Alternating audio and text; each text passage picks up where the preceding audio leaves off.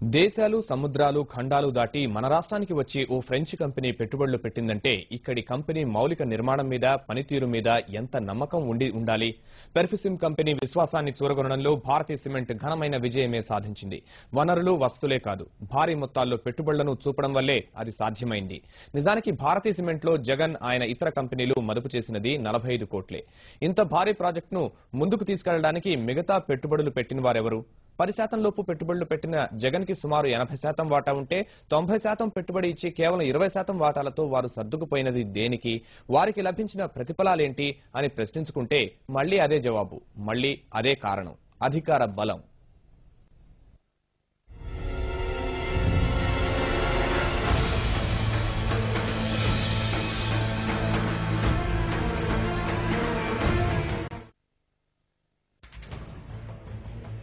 మూడున్నరేళ్లలోనే France company పెర్ఫిసిమ్ ను ఆకర్షించి భారతీయ cement భారీ ప్రీమియానికి 51% వాటా విక్రయించగలిగిందంటే తమ పనితీరుపై కలిగించిన విశ్వసనీయతే కారణమని జగన్ చెప్పుకోవచ్చు. వారికా నమ్మకం కలగడానికి ప్రధాన కారణం బలంగా కనిపిస్తున్న భారతీయ సిమెంట్ కంపెనీ మూలధనము, ఉత్పాదకతకు అవసరమైన ముడిసరుకుల లభ్యత తదితరాలే అన్నది నిర్వివాదాంశం. ఇక్కడొచ్చిన చిక్కల్లా ఆ మూలధనం సమకూరిన విధంపైనే. ఈ భారీ ప్రాజెక్టును జగన్మోహన్ రెడ్డి ప్రారంభించినది 45 కోట్లతో మాత్రమే. ఇతర మదుపుదారులు సమకూర్చిన పెట్టుబడి 442 కోట్ల 83 లక్షలు. ప్రమోటర్ జగన్ కి ఇతర మదుపుదారులకి తేడా ఏంటంటే జగన్ 4 కోట్ల 52 లక్షల 35 వేల షేర్లను 10 రూపాయల ముఖ విలువ వద్ద మాత్రమే కొనుగోలు చేశారు. మిగతా వాటాదారులందరూ కేవలం 1 కోటి 21 లక్షల 10,311 షేర్లను 94 రూపాయల నుంచి 1,440 రూపాయల వరకు పెరిగిన ప్రీమియంతో సహా 442 కోట్ల 83 లక్షలకు కొనుగోలు చేశారు. అంతేకాదు 2009 ఆగస్టు 27న జగన్ 2,27,584 షేర్లను ఒక్కొక్కటి 1,450 రూపాయలకు విక్రయించి 33 కోట్లు వెనక్కు రాబట్టారు.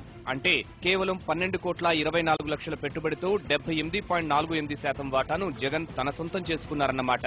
మామూలుగా ఏ కంపెనీలోనైనా అయితే ఇలాంటి వ్యవహారాలకు ఇతర పెట్టుబడిదారులు ఒక పట్టాన ఒప్పుకోరు. కానీ ఇది జగన్ కంపెనీ. ఇక్కడ ఎంత పెట్టుబడి పెట్టినా మదుపుదారులకు లాభమే. అదెలాగో తెలుసుకుందాం.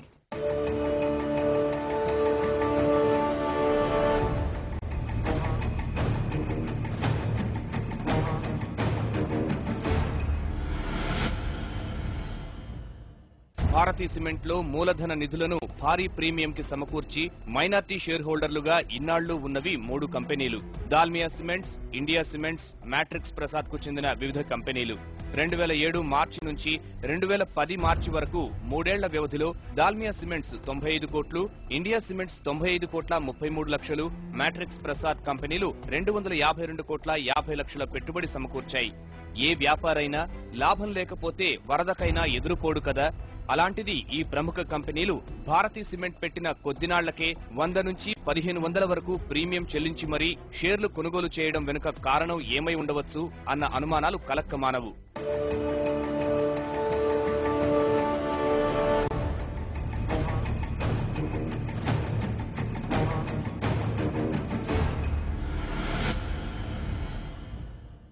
దాల్మియా సిమెంట్స్ కంపెనీకి సున్నపురాయి నిక్షేపాలు కావాలి. కడప జిల్లాలో 407.5 హెక్టార్ల సున్నపురాయి భూమిని రాష్ట్ర ప్రభుత్వం ఈశ్వర్ సిమెంట్స్ అనే కంపెనీకి 2008 జనవరి 19న లీజుకిచ్చింది. అదే ఏడాది డిసెంబర్ నాటికి ఆ సంస్థ తను లీజుకు తీసుకున్న భూములను ప్రభుత్వానుమతితో దాల్మియా పరంచేసింది. ఆ ఏడాదిలో దాల్మియా సంస్థ భారతీయ సిమెంట్ లో 50 కోట్లు పెట్టుబడి పెట్టడం గమనార్హం. అంతకు ముందే 2007 మార్చిలో 20 కోట్లు, ఆ తర్వాత 2009 అక్టోబర్లో మరో 25 కోట్లు కూడా భారతీలో పెట్టారు. సున్నపురాయి గనులకు భారతీలో పెట్టుబడులకు దాల్మియాకి లెక్క సరిపోయినట్టే.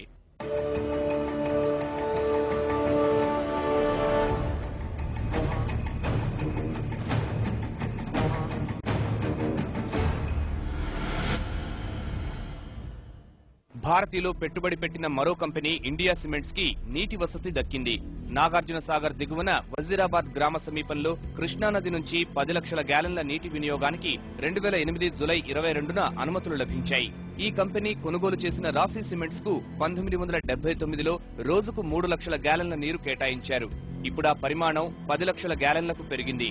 నిజానికి ఆ మేరకు ప్రభుత్వ ఉత్తర్వు వెలువడే సమయానికి నాగార్జున సాగర్ దిగువ ప్రాంతమంతా దాదాపు ఎండిపోయి ఉంది. సాగునీటి సంగతి దేవుడెరుగు. తాగునీటికి కూడా కటకటలాడుతున్న సమయమది. అలాంటప్పుడు సాగర్ దిగువన వాడపల్లి వద్ద 7 లక్షల గ్యాలన్ల అదనపు నీటి వినియోగానికి ప్రభుత్వం అనుమతులిచ్చేసింది. అలాగే రంగారెడ్డి జిల్లా తాండూరు సమీపంలోని ఇండియా సిమెంట్స్ యూనిట్ కు కాగ్నా నది నుంచి ఏడాదికి 0.013 టీఎంసీల నీటిని కేటాయిస్తూ 2009 ఆగస్టు 12న ఉత్తర్వులు జారీ చేసింది. దానికి తోడు పాత జీవోలోని లొసుగులు సవరించి 2010 ఏప్రిల్ 12న మరో ప్రభుత్వ ఉత్తర్వు కూడా జారీ అయింది. ఫలితంగా 1996 నుంచే కాగ్నా నదీ జలాల్లో 0.013 టీఎంసీల వినియోగానికి ఉన్న అనుమతికి తోడు మరో 0.013 టీఎంసీల అదనపు నీటి వినియోగానికి ఇండియా సిమెంట్స్ కి అనుమతి లభించింది.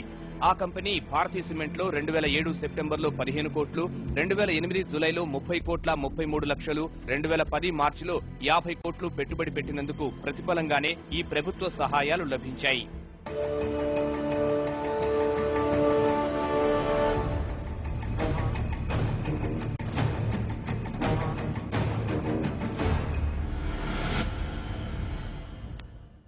ఇక మ్యాట్రిక్స్ ప్రసాద్ కంపెనీల సంగతి చెప్పనే అక్కర్లేదు. భారతీ సిమెంట్ లో గరిష్ట పెట్టుబడి ప్రసాద్దే. అయినా ఆయనకు చెందిన వివిధ కంపెనీలు కలిపి భారతీలో మూలధన పెట్టుబడిగా పెట్టిన మొత్తం 252 కోట్ల 50 లక్షలు. పైగా 2009 ఆగస్టులో ప్రసాద్ కి చెందిన alpha villas private limited, alpha avenues private limited కంపెనీలు జగన్ వాటాలోని 2,27,584 షేర్లను 1,440 రూపాయల ప్రీమియంతో కొనుగోలు చేశాయి. తద్వారా జగన్ తొలుత భారతీ కంపెనీలో పెట్టిన 45 కోట్ల మూలధనంలో 33 కోట్లు వెనక్కు రాబట్టారు.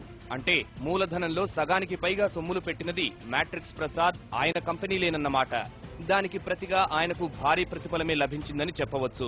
ఆయన ప్రమోటర్ గా ఉన్న వాన్పిక్ సంస్థకు రాష్ట్ర ప్రభుత్వం గుంటూరు, ప్రకాశం జిల్లాల్లో నిజాంపట్నం, వాడరేవు పోర్టు ప్రాజెక్టులు కేటాయించింది.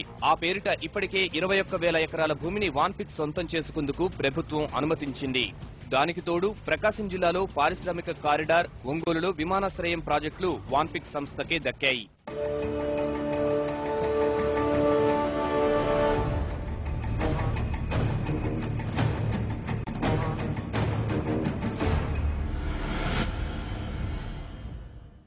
దాల్మియా సిమెంట్స్, ఇండియా సిమెంట్స్ లేదా మ్యాట్రిక్స్ ప్రసాద్ కంపెనీలు ఏవైనా కానియండి, సాధారణ వ్యాపార సూత్రాలకు విభిన్నంగా ఓ కొత్త కంపెనీలో పెట్టుబడులు పెట్టాయంటే కారణం ఒకటే. ప్రమోటర్ ఈక్విటీ జారీ అయిన 4 నెలల్లో, అంటే సదరు కంపెనీ నిర్మాణం కూడా మొదలు కాకముందే 100 నుంచి 1000 రూపాయల వరకు ప్రీమియాలు చెల్లించి వారందరూ షేర్లు కొన్న కారణం ఒక్కటే.